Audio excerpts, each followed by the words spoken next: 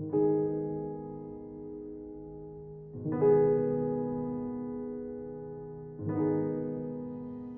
everybody, and welcome to another episode of A Happy Moment. My name is Dan. I'm glad to have all of you with me today. Today, I do have a very special guest. He is the author of the Diamond Dragons series, but he also has 30 years' experience in production, including acting, writing, directing, singing, sound design, fight choreography, saber fencing, instruction, video editing, voiceovers, electronic props, and more. Please welcome Matthew Carauddo. Hey, Matthew, welcome. Hey Dan, thanks for having me. I appreciate it. And when you list them off like that, it makes it sound a little much, obviously, but it's true. Like those are the, those are the things that I've been doing over these 3+ decades and whatnot. And so yeah, thanks for having me aboard the show, and I appreciate it. That's awesome. I'm glad to have you with me today. Well, Matthew, let me ask you first of all, with all these different things that you've been involved in, have you always been motivated to go after all these things that you have an interest in, or did someone kind of have to nudge you into it at first? It's a really good question. I would say that me personally, I've always been pretty much the uh, driving force behind myself.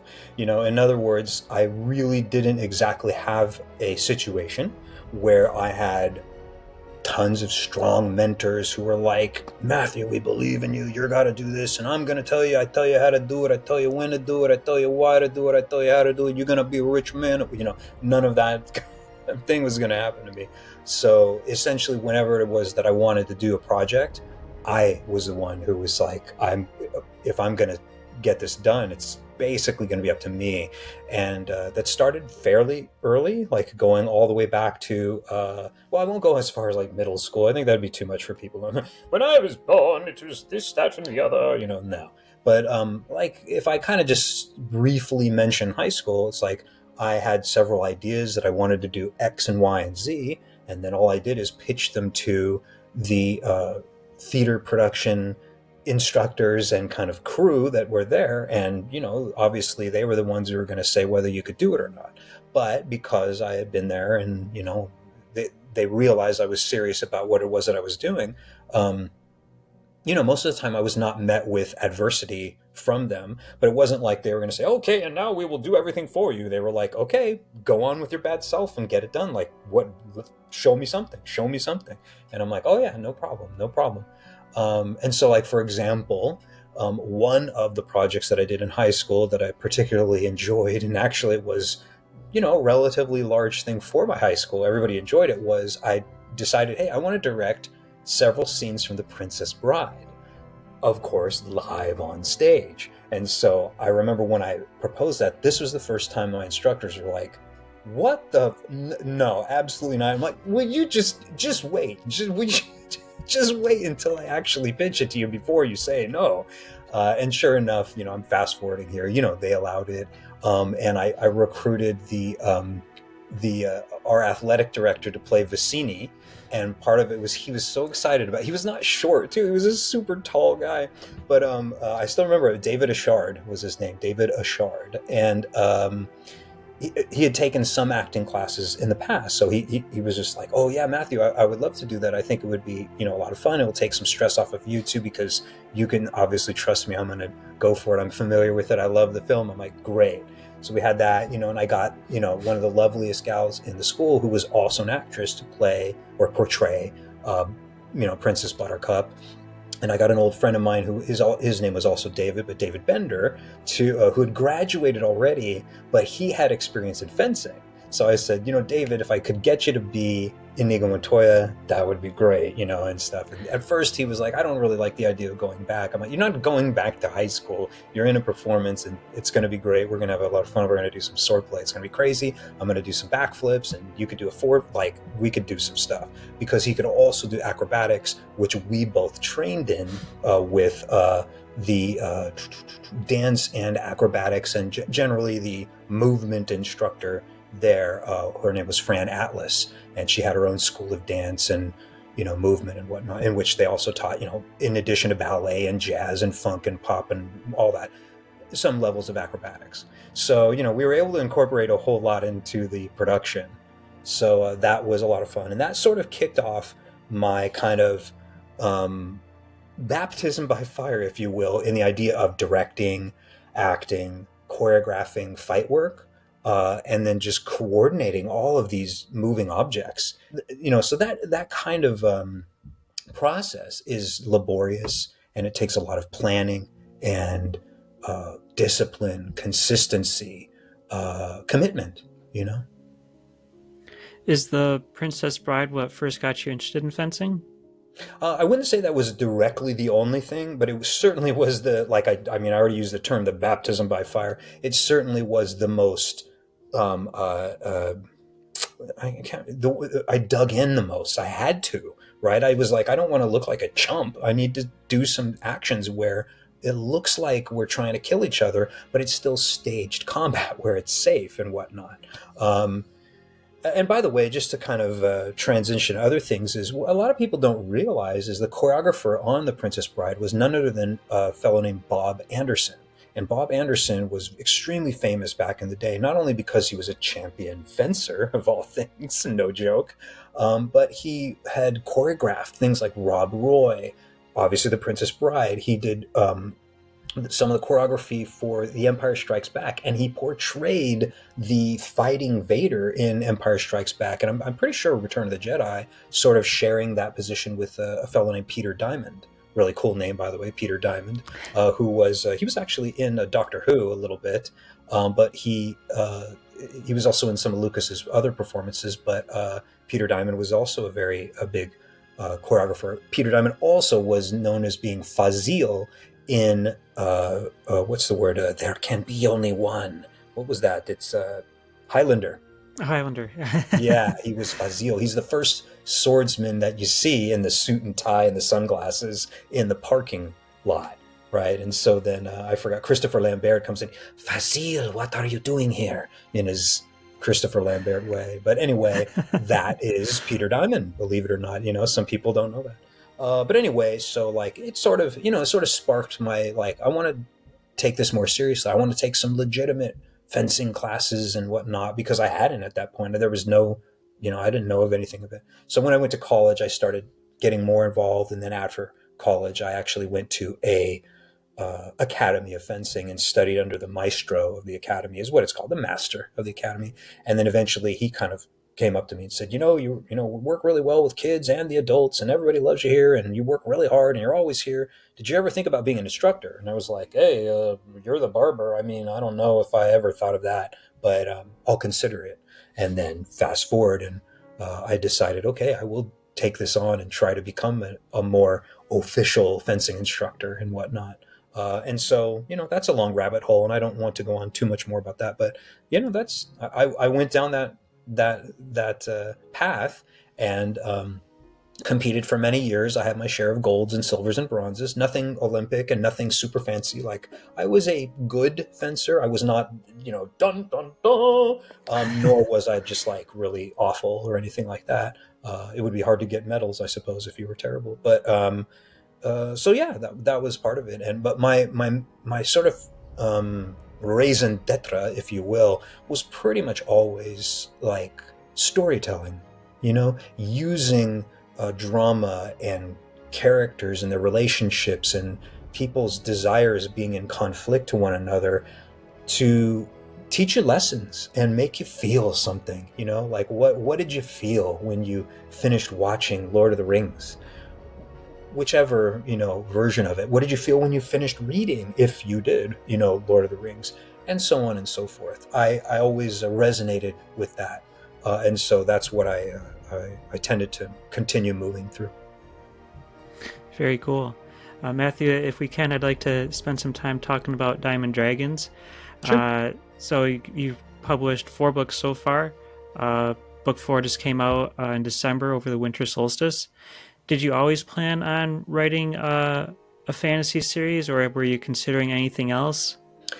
Also a good question. The best way to say it with the Dragons series was that I suppose since I've always enjoyed fantasy and also things like video games, books, movies, whatever, it was always maybe in the back of my mind, but it really didn't really hit me super hard until somewhere around, I don't know, 2015 or 16, when I was like, maybe I should really tackle this screenplay thing. I want to try and see if I can write a competent screenplay about dragons. But what the whole time was going on was I was like, but I want to make sure that if I'm going to do this, I want to have a story. I don't want to just say, okay, I'm just going to do it and I don't care. That's, to me, that's a terrible way to approach the idea of writing. If you don't have a really competent story and you just say, I have a cool idea. And I'm like, I don't know, like, will your idea be the legs that will carry it all the way through it being a 2 hour experience or a book or whatever?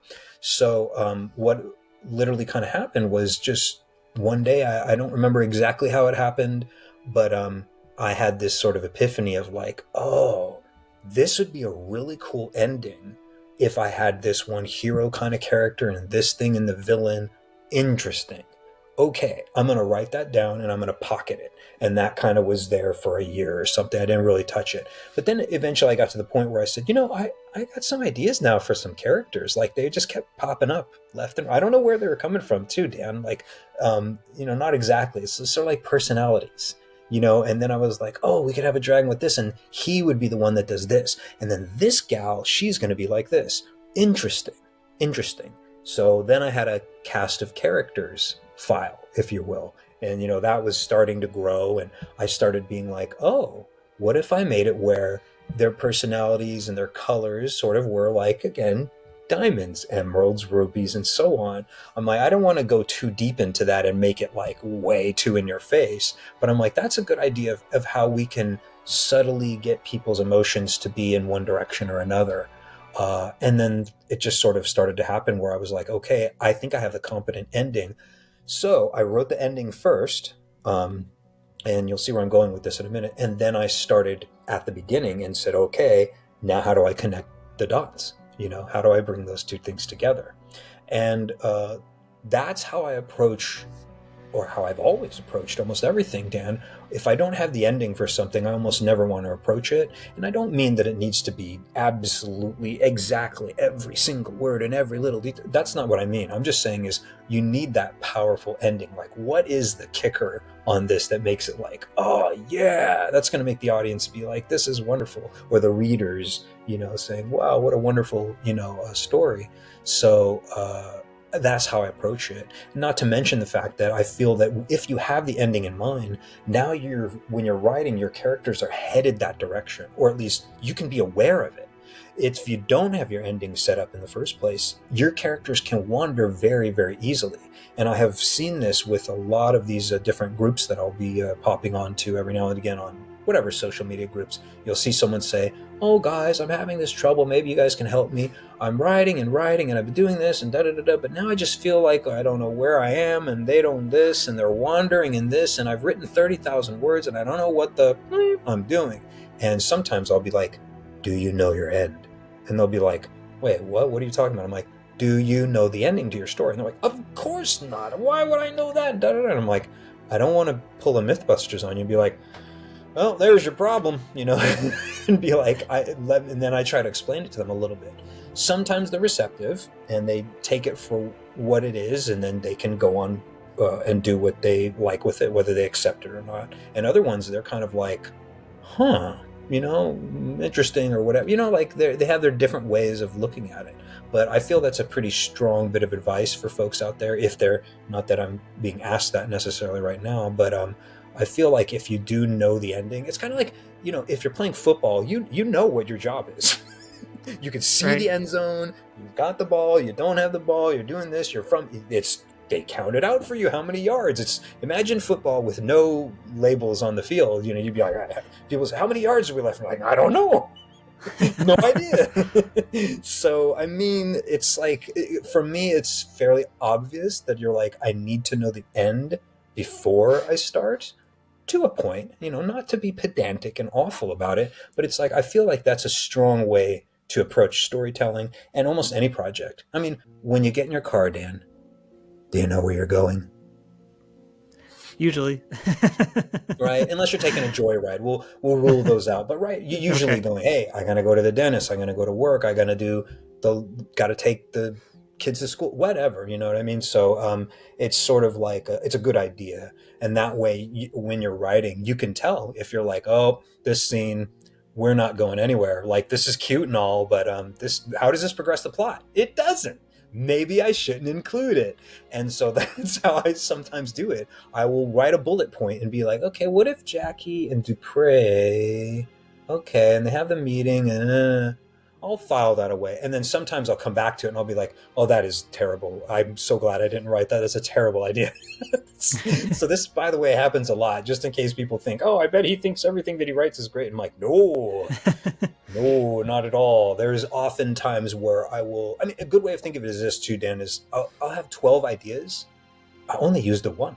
The other 11, not so good. Or put it this way, is even if I don't want to make it a negative thing, we don't necessarily say that idea 1 was great and the other 11 were garbage. Sometimes it's just like you choose the best of all the ideas. Maybe it's a toss-up between first place and second place. It goes back to even an analogy with the fencing. When I used to win a gold or win a silver, I mean, we were both fencing pretty well if one of us defeated the other. I mean, it's not to say that, haha, the gold medalist, here they are, and silver, you trash, get into the dumpster with you. It's like, come on, everybody's at a certain, place, but sometimes you win gold and sometimes silver. So what I'm trying to do is, because you have the control over that, I want to take the gold medal scenes and push those forward. And I'm not perfect. Some of my scenes I'll look back at and we're like, I probably could have done that a little bit more powerful if I had only had this and that. Oh, well, what are you going to do? But when you've written it and you're like, I believe in this scene, I believe in the characters, the relationship, the things in the event that happen, good. That's really important. But it is also important to cut when you're like, oh, that's not my best writing. So cut it, or don't write it in the first place. Right. Yeah, I think all that makes a lot of sense. Now, would you like to give us a brief synopsis of what the series is about? Well, I feel like the best way would be, instead of me, yabbering on about the synopses about all 4 of the books thus far as of the time of this recording, and I am, by the way, still working on Diamond Dragons 5 and 6 and so on, and those will come out in 2025 and 2026 and whatnot. The best way would be for people to visit the website, which is diamond-dragons.com. And there's just a plethora, if you will, of information there. People can download a free PDF. That's sort of the rough version of the first 9 chapters, I want to say, of Diamond Dragons 1. So they can kind of get a feel, even if it's just the rough version. It's not my professional version of it. There's also, I made a pre-visualization set of videos, if you will. They're extremely rough, but they've got like original music that I'm proud to say that I not only helped compose and create, but worked with a composer to make these beautiful themes and wonderful stuff like that. Or in some cases, I was able to commission certain pieces of music where I'm like, oh, it's beautiful, this is perfect, I'm going to contact these guys. One group I might as well shout out to, 12 Titans Music. They had several themes. Another guy, his name is David Chappelle, not to be confused with Dave Chappelle, the comedian, but David Chappelle does this wonderful music. I want to say he's from the UK, but I'm not exactly sure. But the point being is, a substantial amount of work has gone into me producing these projects. They're way more than just books, way more. And I'm not trying to make it sound like, oh, he's being pretentious with himself and da-da. I'm like, just go look at the website for yourself and you'll see. I mean, in books 1 through 4, which is approximately 600,000 words, altogether, there are 350 plus beautiful illustrations. And this is all non-AI. I feel I must now add that into the interviews that I do, since it's all now become a thing ever since 2020, 2021, if you will. I don't do any of that stuff. I do everything myself for the most part. I sometimes have the ability to hire folks to do illustrations of stuff. I love doing that, bringing aboard an artist or two. Oh, I got this great idea. Here's all the concept ideas, and here's all my text on the descriptions of this dragon or this thing. Will you help me out? Let's show me something, let's see what we can come up with. I will pay you. It's going to be great. We'll have fun. But obviously I cannot do that for all 350 of them. I'd be broke, So that's the best way for people to say, well, what is Diamond Dragons? What is Armageddon's Ballad? What is this whole, hexalogy, if you will, 6 books, the hexalogy? What is the hexalogy going to be? What are the first 4 books about? And what's going on with each individual story?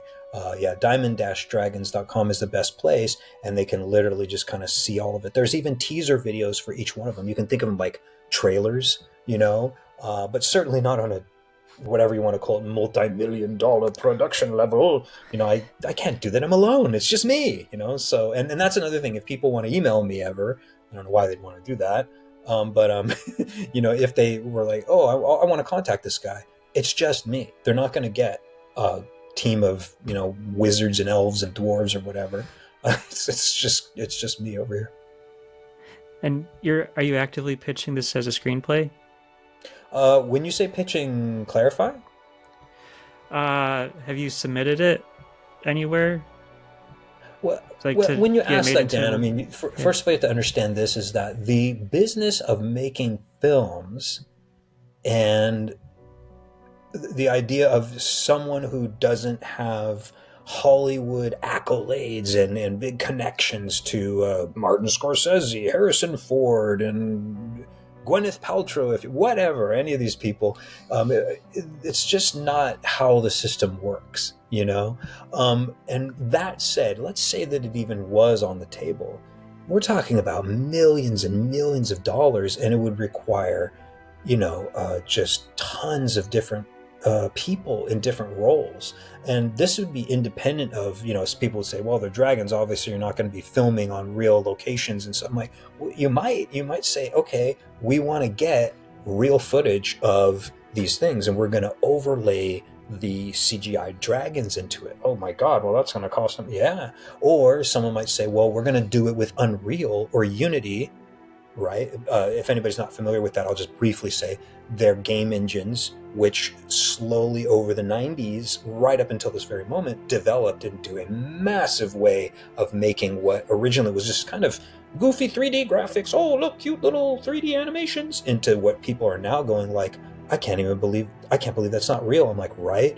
Not to mention the fact that the Unreal and Unity engines have often been used for some films. People don't really put those pieces together. They just don't really accept it that way. But yeah, some of the game engines, the footage is in movies now or whatever. But coming back to what I'm saying here is, does it cost a lot of money? It's resources and getting the right people involved. So Diamond Dragons began, the first version, as a screenplay. That's what I wrote, just a screenplay. That's what I initially intended to leave them all as. I always intended to do more than one, but I was like, I'll just write the screenplays and I'll go from there and we'll see. I'll just keep moving forward. It's just a passion project that I'm doing for myself because I've been doing all my art for this many decades. When the pandemic hit,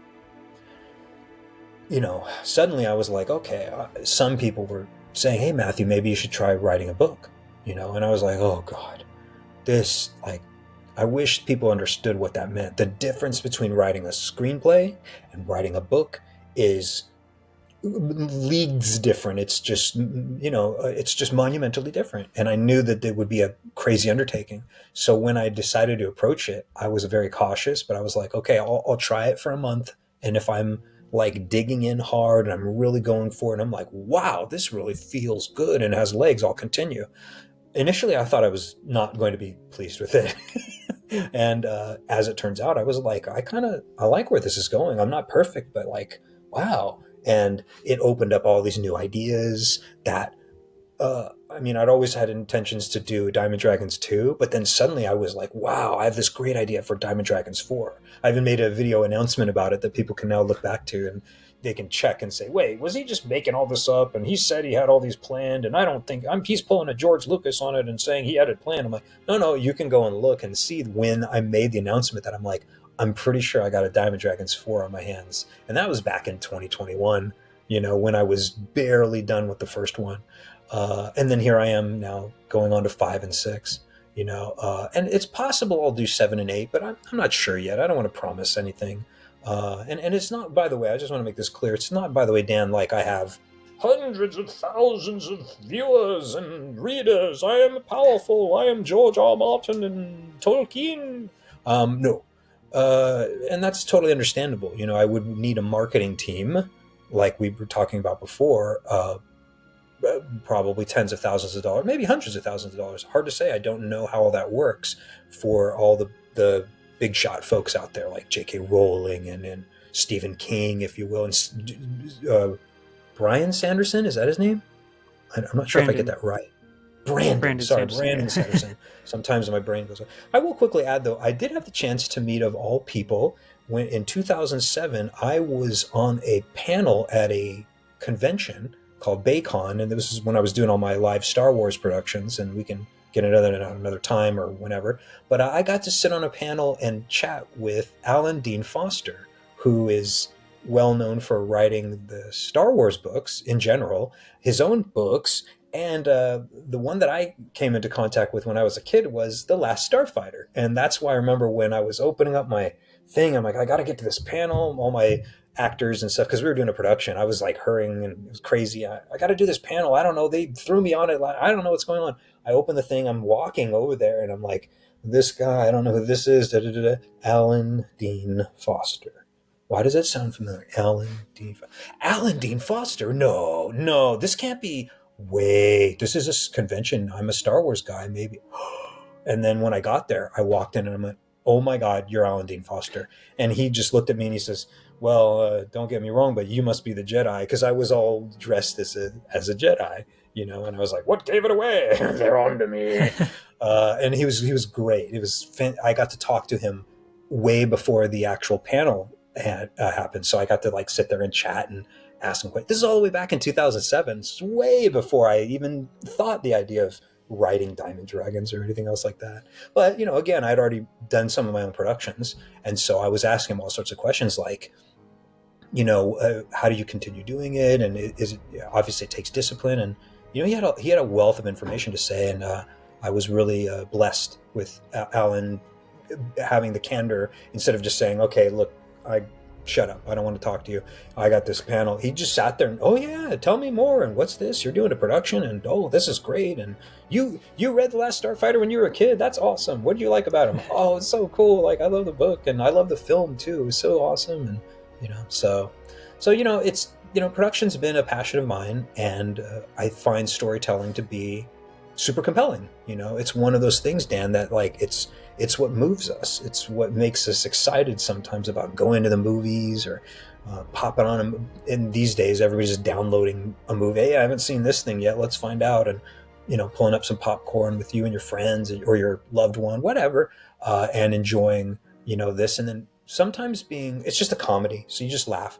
Other times it's really heavy drama.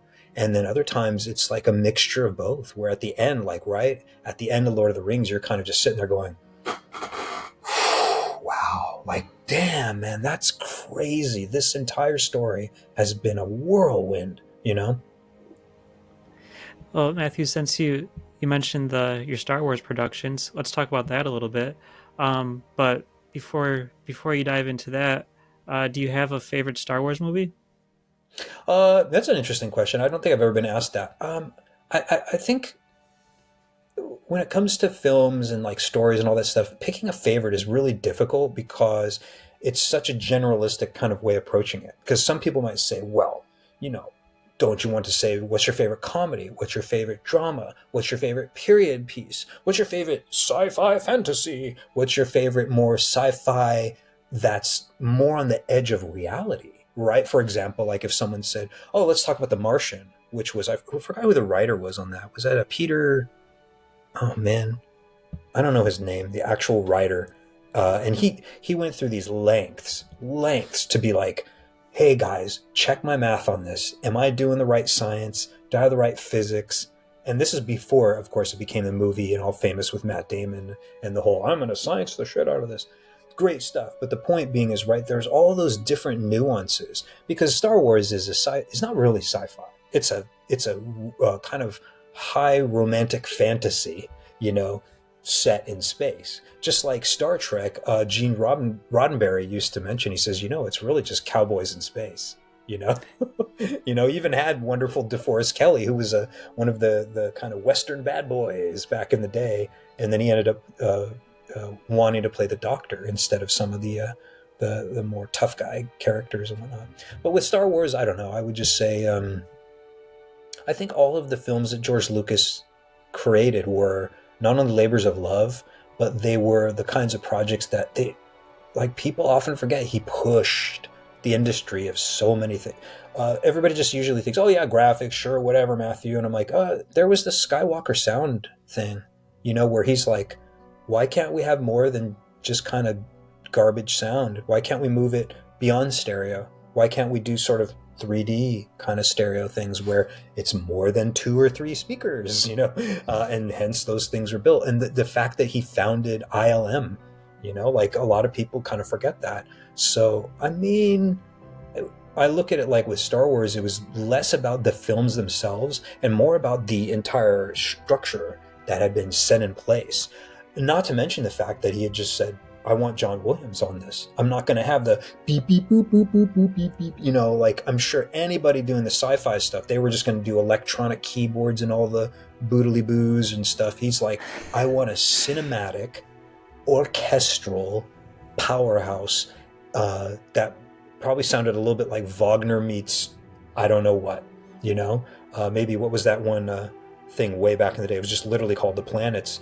John Williams took a lot of liberties with that in order to inspire the music. You'll have to look that up sometime. I can't remember the exact original composer, but this thing was just literally called The Planets, and it was the orchestral piece was way back in like the 30s or 40s, something.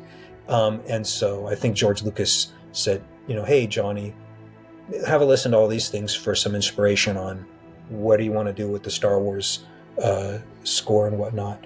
And so yeah, just, on production levels, I mean, I think that they have changed the face of cinema. And so that's what makes it a favorite of mine, Now, when you were doing the productions, like, were you like just like acting out scenes from a movie, or what no, exactly so were you doing? the first production that I decided to put together was my own project with my own characters and my own kind of storytelling. Granted, it was sort of an experimental thing. The show was really only 5 minutes long, so it was only a piece that could be then thrown into like in between other things, or we could do the show and then do workshops at these places. It's hard to explain, but I called it Balance of Power. And it really was just a powerhouse, a tour de force, if you will, of just, some folks come on stage, something dramatic happens, the bad guy comes out, then more folks come on, and then suddenly 10 people are fighting, and one of the good guys gets killed, and the bad guy is this. And it's just all like super quick, dramatic structure in 5 minutes. And we just quickly establish, the young, guy who thinks he can take on the big bad guy and it doesn't work out. The Jedi Master who's like, you got to chill out and control your emotions kind of thing. And then the big evil guy, which, I loved creating his name. He was Darth Necrolysis, so just this name, you're like, oh God, Necrolysis? What the hell? I mean, it sounds like he's, some evil conjuration of demons and death. So great. But yeah, most of it was just the experiment where I was like, I want to see if I can bring a bunch of strangers together who were just excited about not only staged combat live, but they want to wield some sabers that actually work on stage. And part of some of the reason I think that it became popular back in the day, people can go back and look at the video, and now of course it's meaningless, but it was when YouTube was brand new, very brand new, 2005 and 6, and there really wasn't much in the way of bright lightsaber props that could be collided without just turning into a million pieces, and whatnot, or just, being terrible. And so we were sort of at the cusp of those kinds of things. I put the performance out there, and I go to bed, and I don't know, a week went by, I go back, and I don't know, I didn't know anything about it. I'm like, YouTube, what is this? One of my cast members had suggested, and I said, sure, whatever, I'll throw it up. I don't know what this is. I have no idea. I'm doing other things, teaching my fencing classes, come back to the video, and it's like, 32,000 views. And remember, this is only like in a week now. Today, this is meaningless. But back then I was like, what the hell is going on? And I had like all these little, this is cool, and what about this, and how did you do that? And I'm like, what the hell? Like, what is happening here? I didn't know this was going to happen. So it sort of, kind of snowballed from there. I'd always intended to make another one. I wanted to have Balance of Power 2, of course, and then 3. And so I just sort of, went down that rabbit hole. I eventually did my own reenactments of the Empire Strikes Back fight scene, which is the first in the world, as far as I know, in terms of the way that I did it, which is everything was redone. We redid the music, we redid all the sound effects, I did all the vocals, like Luke, Yoda, Vader, and the Emperor. And the choreography, all this kind of stuff. We did live effects on stage, gassing Vader in the face, calling the saber back, my hand being chopped off, or whatever, Luke's hand being chopped off. We did this all real time. And in the ways that I did it, to this day, I've not seen it accomplished in these ways. But it's not popular. No one would really know about it. But we did this in 2014, and it's available on YouTube for people to go and see. So there's that. And then I did a version of the A New Hope fight. And in that case, I was Vader, of all things. And I'm not a tall person, so I had to kind of do some extremely sneaky cheats to make myself about, I want to say 6'2", 6'3", something like that. Someone once said that they kind of measured me, and they're like, yeah, I mean, I'm about this, and you're standing next to me as Vader and this. And I was like, really? I'm that tall? And they're like, yeah. So that was a thing. And I performed that with a fellow named Christopher Villa, who was a swordsman of the stage and whatnot, and he happened to be the same age of Alec Guinness that Alec Guinness was when Alec Guinness originally filmed as Obi-Wan Kenobi. So that was just kind of a fun thing where I'm like, you're the exact same age that he was at the time, and he's like, yeah, it just so happens. So that's a cool point of it. And he even kind of looked a little bit like Alec Guinness, so that was always fun. And then finally, the final performance that I did is somewhere around, I want to say 2016, 2017, something like that, was Kylo versus Rey, and that was pretty difficult. Let me tell you that. That was a tough one. Wielding that crossguard saber that I built, very heavy, with one hand mostly too. I mean, it just wreaks havoc on the wrist. But in the mask, it's tough to see through, tough to breathe in. Lots of tricks to do. I even did real-time voice changing on both the Vader and the Kylo thing. So that was fun. People really love that, right? When they'd walk up, they want to take a picture, and then I would just be like, as Vader, I'd be like, you don't know the power of the dark side. And that, with the mechanical real-time thing, they were like, okay, then what the hell is this?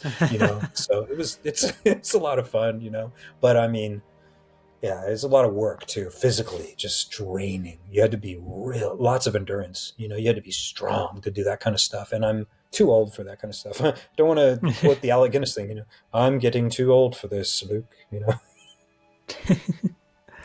Where did you learn to do fight choreography? That's a really good question too. Mostly self-taught, I had to do all the work myself, read the books, look into, okay, this technique, that way of doing things, etc., and draw off my fencing experience, and also that I had done a lot of martial arts. Now, that said, there's a huge sort of difference, if you will, between real-time fencing and then doing fight choreography. And so the irony is, doing fencing, you're the best way to explain it to you in the quickest way, but this is, of course, just scratching the surface, the tip of the iceberg, if you will, is real-time fencing. I don't want you to know what I'm going to do to you, Dan, right? I don't want you to predict where my action is going. Otherwise, you'd try to stop it, or you would be able to stop it in time. Whereas with stage combat, I kind of want you to see it coming so that we're in tune and, we block here, we do this. A lot of fight choreography is a little bit more akin to doing a choreographed, that's why I call it fight choreography, dance, but not really a dance, right? You still need to sell the actions. Like, I'm trying to punch Dan in the face, so we have to make it look good. For film, there's a lot of interesting cheats that you can do that you cannot do in live theater for obvious reasons. With film, obviously, Dan, we can say, okay, Dan, the next thing, we're only going to do 5 moves. It's going to be this, ha, ba, ba, boo, ba, or whatever. Cut. We just do it 6 times, make sure it looks good, ready, action, dip, ba, ba, ba, ba, boom, okay, cut. Try again, set again. Can you more with this with the punch? It's not really reading. You need to. Okay, ready, action. Up, up, up, up, up. Boom. Then when you get what you want, you can move on. Is a one way to approach it. For live theater, you can't do that, right? For live theater, you got to go from A to Z, and you got to do it right as best as you can. And even if you make a few mistakes, you better pick it up, right? You can't stop in the middle of a fencing performance of, Cyrano de Bergerac or The Princess Bride or whatever, and just stop doing your work. You're like, you got to go on. So you try to get 99.9 whatever percent perfect in rehearsal, so that when you perform, you're just there. And again, going back to film, whereas with film, sometimes you'll do long shots. I should say not long shots, long takes, if you will. But if anybody screws up, you can just say, okay, let's go. You want to go again? Can you guys go again? Yeah, sure, let's do it. And the only thing that will ever cut into that for film would be budget and time constraints. Like if you've shot this, you do so many takes and you're like, okay, guys, look, like that's good enough. We got it. We got what we need. We'll get it in the edit. We'll get it in post, as often it was. We will say so. So yeah, the fight choreography experience came from a myriad of places, but I did really have to do a lot of like how I do my own way. Drawing on what I've learned from this, martial arts, fencing, actual staged combat techniques from this type of style and this style. So just to be clear, Dan, there's not one, it's not like there's only one way to do it. Just like, as you can imagine, the way that Sharon Stone approached her acting was probably quite different from the way Jim Carrey approached his acting. And I'm not trying to say one is worse, better, this, that. It's just the point is, you like, there's just different styles, different people, different technique, different way to bring your emotions out. I will add this though, Jackie Chan was a huge inspiration for how to do it right, for film, especially for film. He's definitely, if someone were to ask me, who should you look at, what production should you look at to learn from their techniques, go look up Golden Dragon Pictures, look up Jackie Chan's, like, My Style, My Way, his techniques. There's a series of videos where they go into it in depth, and it's like beautiful when you really look at it and you see how he explains why he's like, sometimes he'll say this, Dan, he says sometimes American directors don't know how to edit fights. They don't know how. And he says sometimes even their fight choreographers, they don't know how to do it. And then they have their actors, they're putting them in, they don't know how to fight. He says you can see all of this. He says, so like, it's important, right? I have my camera this way. I don't move the camera that often. I'm setting up the next shot with this stuff. There's the thing in the background will be important in the next shot. Why? Because they're going to subconsciously see that, the audience. And also, how come I edit in this very, very non-contiguous way sometimes? He says, because we have to let the audience's eyes catch up. Anyway, I'm saying a lot with that, but right, there's a rabbit hole to go down. Like, some people wonder, well, how come Jackie Chan stuff is so wonderful? You don't know the magic until you really look closely and go, oh, so that's what's missing from all these other fight scenes where I feel like they could be great, but they weren't. They looked terrible. Why did they look terrible? Because they don't know what they're doing. In a similar vein to that, do you have like an all-time favorite fight scene in a movie? Well, there's so many, but again, going back to the, like, what's your favorite Star Wars movie? Like, for example, someone could say, what's your favorite kind of sword piece, period? Or do you want it fantasy? Or what is a gunfighting and action and this, and or martial arts? How about The Matrix? Because it's so cool and they got to do all this wonderful stuff from, like, Yuen Woo-ping. And just on that note, I will say, I don't know if I'm pronouncing his name right. I may never have been over all these decades, but Yuen Woo-ping is well known for choreographing Crouching Tiger, Hidden Dragon, The Matrix, and just all sorts of beautiful productions. I'm pretty sure he even had something to do with, if not a lot to do with, the work in, what was it, like, the original Drunken Master, which was also with Jackie Chan and, I'm forgetting the other guy's name. He was a legend in martial arts who was alongside him in that movie. The original Drunken Master, not Drunken Master 2. But anyway, the point being is there are so many. But I guess I will say this is, from a storytelling point of view, and like the overarching, like does it all gel together? There's so many films and they're beautiful films. Highlander was great. The Star Wars original, by the way, I really do like the original fight. I know a lot of people say it's all so slow and they seem like old men. It was still a really good fight scene. And The Empire Strikes Back, beautiful work. Return of the Jedi, also pretty darn cool. But Crouching Tiger, Hidden Dragon was, I would say, one of the most definitive ways of using the fight choreography to really emphasize and cradle the storytelling. Um, I know that we're probably, a lot of us are probably familiar with it. For those who aren't, they should really go see the film. And then if they watch some of the fight scenes over and over, not just the one with Michelle Yeoh and Zhang Ziyi, where these two, ladies are, everybody will know Michelle Yeoh from Everything Everywhere All at Once, and also she was in a Bond film alongside Pierce Brosnan. I forget which one it was called.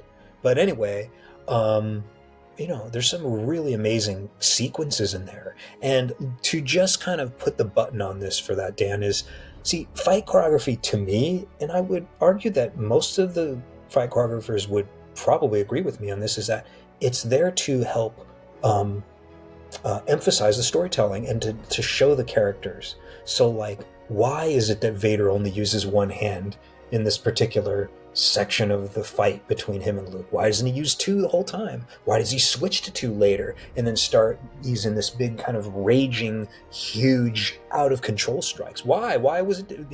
Some people might just, oh yeah, it looks cool on screen. I'm like, it's not a bit of it just like that. Not if the choreography is really good.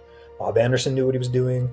Yuan Wuping knows what he's doing, and Jackie Chan knows what he's doing. With why is this guy's using a lot of punches, not very much kicks. This guy's using a lot of kicks, but not very much punches. Or this guy's staying back and being like, you come, you attack me first. So they're always on defense for the most part. Obviously throwing a punch and a kick every now and again, but you go like, this scene's really interesting.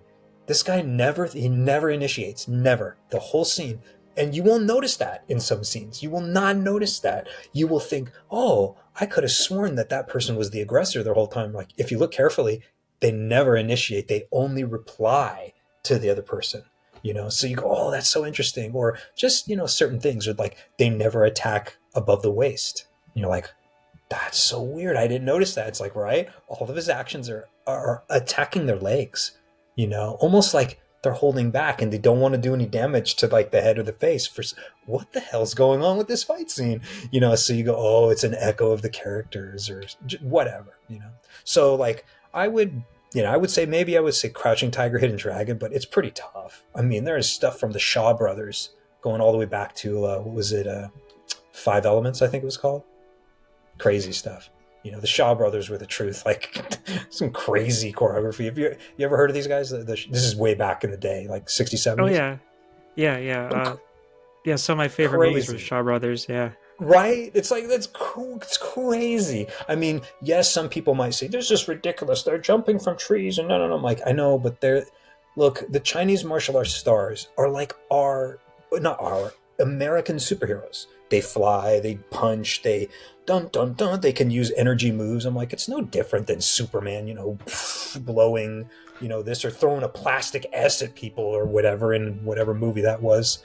The hell was that all about? But I mean, so like I look at it like, look, if you go into kind of the Shaw Brothers style fight movies thinking you're going to see realism, I'm like, okay, you should check out at the door, man. Like, what the hell are you doing? That's like watching Crouching Tiger, Hidden Dragon and going, they're jumping through the trees and on roofs. This is so stupid. I'm like, oh yeah, because the rest of the film made a whole lot of sense when they have the green destiny sword. You're like, yeah, okay, bro. Like, come on, like, or with the lightsabers. Like, it's so unrealistic that Luke would do this. And you're like, oh yeah, when they're having talking Wookiees and they go, what's that, R2? What do you say? C-3PO's here? And you're like, since when do you understand boop, boop, beep, beep, blah, blah, blah, blah? I'm like, what are you talking about? There's no way you would know his language. You just bought that droid. How do you know that? So yeah, if you apply realism to a lot of these things, it's ridiculous. And what people often miss is the beauty of going like, how did they do that? That was so cool. He jumps up here, he does this thing,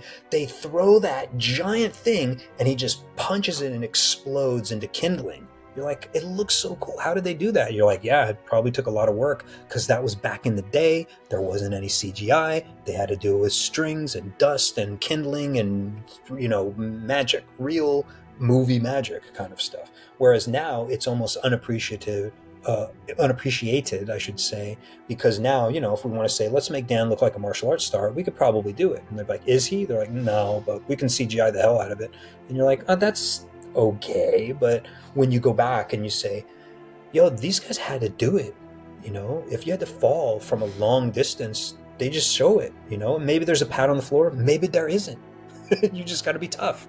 Handle that. If you can't do it, then they say, okay, get out of here. We get a new stunt guy. Come here, you fall. Jackie Chan used to say that too. He says, if you got injured, you're gone. They will take the next guy. And it's like, whoa, that's hardcore. Matthew, this might be a difficult question to answer, but through everything you've done, do you have any accomplishments that stand out that you're especially proud of? Well, that's a good question, but again, pretty generalized. I guess this would be a good way for me to transition to say, no one has really asked me about my daughter and her involvement with the Diamond Dragon series. And so there's a big shout out to my daughter, Kate, which I have read these books now to her, ever since she was young. And now, of course, she's getting older. When I first started reading these books to her, they're way beyond her capacity. So I was just reading it to her to, make her laugh and do the voices of the characters and all that kind of stuff and try to steamroll her over some of the harder moments, because there's it's pretty dramatic. Diamond Dragons 1 is I often tell people there are a lot of Boromirs in Diamond Dragons 1. Like there's more than one, so you're like, oh man, wow. But I put some of her artwork at the back of all of the books, and it's beautiful to see her own growth as a young artist, which, I didn't know that she was going to do this, right? No, but not everybody grows up in different ways, but she did. She wanted to draw, so she did a lot of drawing. She likes to write. She likes to, draw all sorts of different characters. She loves cats and dogs and animals and stuff. She'll draw unicorns and certain times she'll say, Daddy, I'll draw a picture of Elliot, or something like, oh, that'd be great. I would love that. Go ahead. So, and she's young, so sometimes she does, and sometimes she forgets, and sometimes she doesn't, or whatever. But I always put something that she's done. And one time I was particularly proud that she did the days of the week, and let me explain that. The days of the week, of course, we know them: Sunday, Monday, Tuesday, Wednesday, etc. I changed them slightly for the dragon story so that, one, you would understand what day it was when they mention it, but I made the days just enough different so you're like, oh, that's kind of clever. They have Sun's Day and Moon's Day, Truth's Day and Wind's Day, like Thorn's Day, and then Fire's Day, and then finally Star's Day. And it's like, oh, that's pretty clever. And they also have like their special kind of days where one becomes Song's Day, and there's one character in particular, he's like a bard, a minstrel.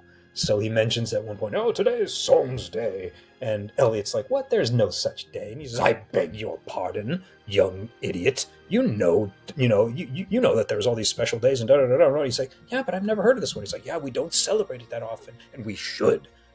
So there's these kind of things. I'm kind of paraphrasing, but then he teaches one of the other characters. This character teaches him about some of the days.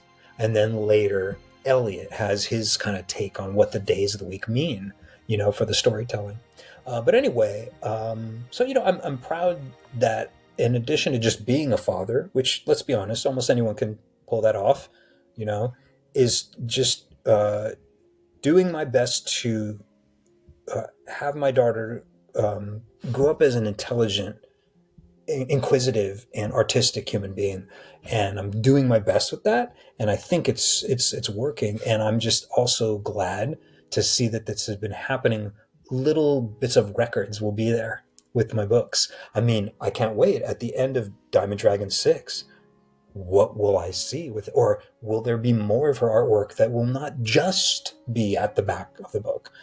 I don't know. We'll find out, but it is that kind of chronicle of being able to see, well, when she was this age, it was this, and then a year goes by, and then a year goes by. Because that's pretty much what I do. Diamond Dragons 1 was 2021. DD2, 2022, and so forth. And again, I might go as far as Diamond Dragons 8. We'll see. I don't want to, again, promise anything, but it's like I'd always had intentions to do at least 4. And then once I got all 4 done, I was like, okay, I think I can do this 5 and 6. I hope I can pull this off. These are going to be more complicated, and they are. But I'm proud to say, as of this moment, as of the time of this recording, I'm about 40,000 words, and I want to say 30 illustrations, something like that, into DD. What was I going to say? DD5? Yeah, DD5. Sorry, I lost my brain. And there's some work done on DD6, but I always keep that sort of in the background in my other files, and I don't really attack it, But I'm always kind of working on these projects one by one, and it's just all about the discipline and consistency, Dan. So there's a lot of projects I've done over the years, and I'm proud of a lot of them. But yeah, I'm glad that my daughter is also learning from this and growing as an artist herself. Yeah, that's very cool.